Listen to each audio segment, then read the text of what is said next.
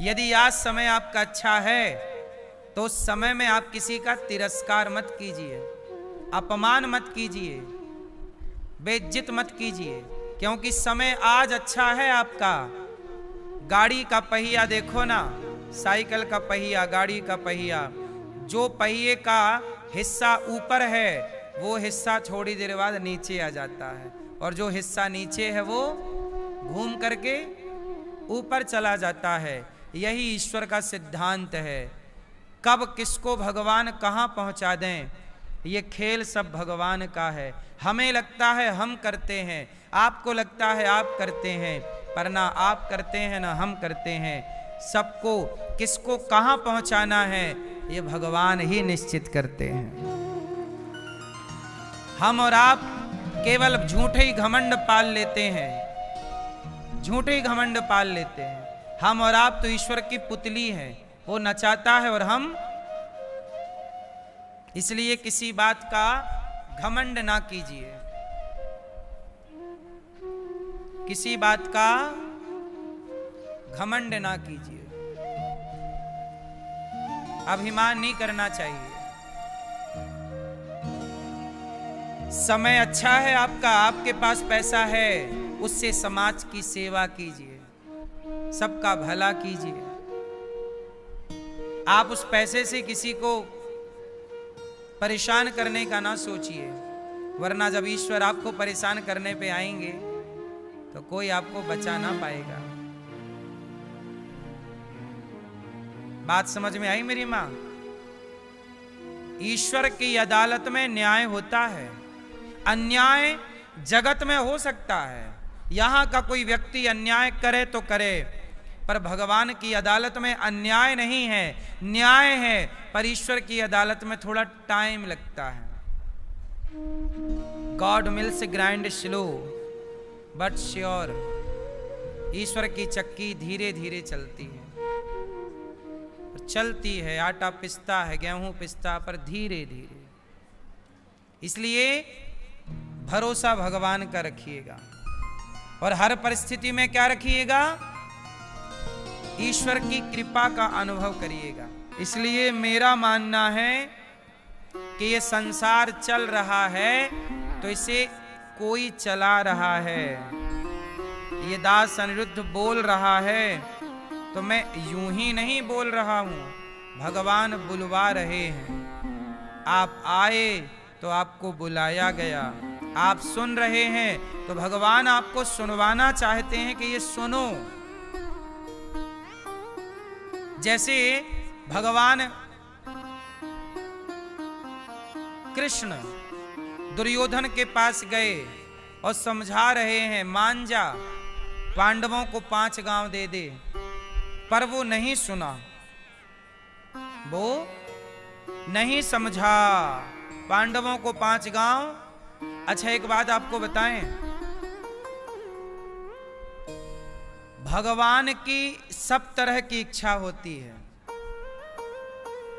रावण ने ये सब कुछ जो खेल रचाया, सीता मां को चुराना, राम से लड़ना, आप बताइए इसमें भगवान की इच्छा है या नहीं? बोलो जोर से। कहते हैं ना, भगवान की मर्जी के बिना पत्ता नहीं हिलता। तो रावण यदि सीता मां को चुराया तो इस सिद्धांत से राम की मर्जी से ही चुराया होगा। तो क्या राम जी ये चाहते हैं कि मेरी पत्नी चोरी हो जाए? अच्छा बताओ, भगवान की मर्जी के बिना पत्ता हिलता है क्या? नहीं। तो रावण किसकी मर्जी से चुराया सीता जी को? बोलो। राम जी की। तो राम जी क्यों चाहेंगे कि मेरी पत्नी रावण चुरा के ले जाए?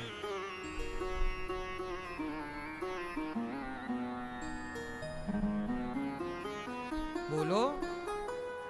मैया शांत रहने का, उत्तर देने का, बातें करने का नहीं मेरी मां।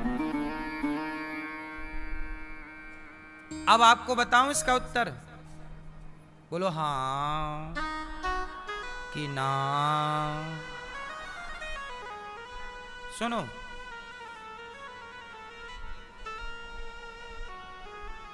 प्रिय भक्तों, देखो ये बातें समझने की हैं, आओ इसे बहुत अच्छे तरीके से समझते हैं।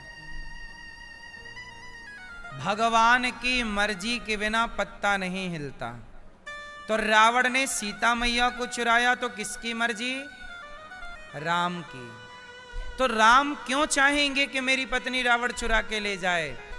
एक्चुअली राम धरती पर इसलिए आए कि समाज को सीख मिले, मैसेज मिले। और मैसेज कैसे मिलेगा? मैसेज कैसे मिलेगा? तो मैसेज देने के लिए भी तो एक खेल खेलना पड़ेगा। बोलो हाँ।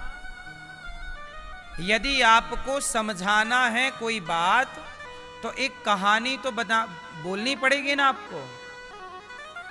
तो वो कहानी का हिस्सा बनेगा कौन? तो भगवान ने अपनी पत्नी को और रावण को उस कहानी का हिस्सा बनाया। रावण को प्रेरणा दी कि सीता को चुरा के ले जाओ। और जब रावण सीता को ले गया तो राम जी ने जाके रावण को मारा और मार के समाज को कहा कि सुनो, तुम ना देखना किसी पराई नारी को, वरना तुम्हारा भी सर्वनाश होगा जैसे रावण का हुआ। यदि रावण ना चुराता सीता माता को, रावण का सर्वनाश ना होता, तो आज समाज में नारी का शोषण ज्यादा होता। नारी का शोषण ना हो, इसलिए राम जी ने अपनी नारी के द्वारा समाज की हर नारी की सुरक्षा की व्यवस्था की कि सुनो दुनिया वालों, तुम किसी पराई नारी पर आंख उठाओगे तो ऐसे ही सर्वनाश होगा जैसे रावण का हुआ। तो लोगों के अंदर भय व्याप्त हुआ कि मैं गलत ना करूं, वरना मेरा भी हाल कहीं रावण जैसा। इसलिए समाज के सामने उदाहरण पेश करना था। वो उदाहरण रावण बना। बोलो हाँ। अब लोग कहते हैं रावण गलत, ये सब बातें ठीक हैं, पर आप समझो कि भगवान धरती पे आते हैं तो समाज को मैसेज देने आते हैं। यूं ही थोड़ी आएंगे। मैं यहां 3 घंटे आया हूं तो कोई यहां प्रपंच थोड़ी करना है मुझे। ठीक ठीक बातें आपको समझाने के लिए मैं आया हूं यहां पर। बोलो हाँ। भागवत सुनने आप बैठे हैं तो भागवत का ही हिस्सा मैं आपको सुनाऊंगा और वही मैं आपको सुना रहा हूं। ये सारी सीख कहां से आई? भागवत से, रामायण से। वही हम आपको सुना रहे। तो जैसे हम 3 घंटे यहां आते कथा सुनाने, तो हम अपना काम करने आते, ऐसे भगवान आए। तो देखो, भगवान कृष्ण आए तो गोपियों के कपड़े चुरा के भाग गए। कन्हैया ने गोपियों के क्या चुराए? गोपियां निर्वस्त्र होके नहा रही थीं यमुना जी में। भगवान चुपके से गए, कपड़ा चुरा लिया, पेड़ पर बैठ गए। अब गोपियां निकली, देखा कपड़ा नहीं, तुरंत शर्मा के पानी में घुस गईं। कपड़े कहां गए? भगवान बोले यहां है। क्यों चुरा लिया आपने कन्हैया कपड़े? ये धर्म है? कपड़े चुराना किसी के बताओ सही है, वो भी स्त्रियों के? भगवान बोले ये बताओ, हमने कपड़ा चुरा के गलत किया, चलो, तो तुम पब्लिक प्लेस में निर्वस्त्र होके नहा रही हो, क्या तुम सही कर रही हो? आज हमने देखा, कल कोई और देखेगा, परसों कोई और देखेगा, फिर सारा जमाना देखेगा, फिर कैमरे का जमाना आएगा, लोग चुपके वीडियो बनाएंगे तुम्हारी। भगवान तो हजारों साल आगे की सोचते हैं। बोलो हाँ। इसलिए तुम निर्वस्त्र होके नहा रही हो, वो भी यमुना जी में, वो भी पब्लिक प्लेस में, जहां से रास्ता है लोगों के जाने आने का। ये सही है?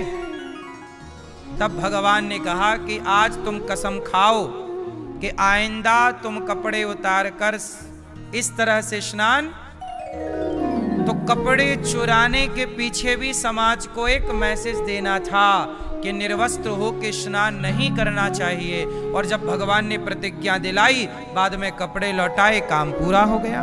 तो भगवान की हर लीला के पीछे कोई ना कोई बढ़िया समाज के लिए। अब लोग मैसेज ग्रहण नहीं करते, सीख ग्रहण नहीं करते, कथाओं को कहानियों के हिसाब से सुनना चाहते हैं। अरे हमने कथा सुनी, भगवान ने कपड़े चुराए, ताली बजाई, चले गए। अरे उससे सीखा क्या? उससे सीखा क्या आपने? राम की कथा सुनकर यदि मर्यादा जीवन में उतरी ही नहीं, तो राम की कथा सुनने से क्या होगा?